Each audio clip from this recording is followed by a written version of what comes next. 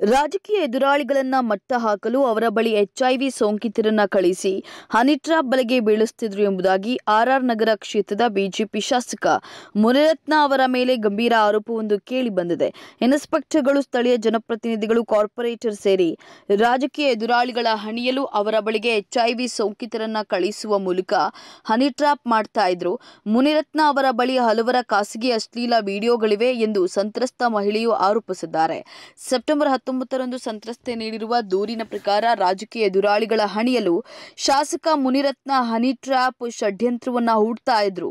ಅತ್ಯಾಚಾರ ಸಂತ್ರಸ್ತೆಯನ್ನ ಬಲವಂತವಾಗಿ ಬೆದರಿಸಿ ಬಳಸಿಕೊಂಡು ರಾಜಕೀಯ ವಿರೋಧಿಗಳ ಹನಿ ಟ್ರ್ಯಾಪ್ ಮಾಡಿಸ್ತಾ ಇದ್ರು.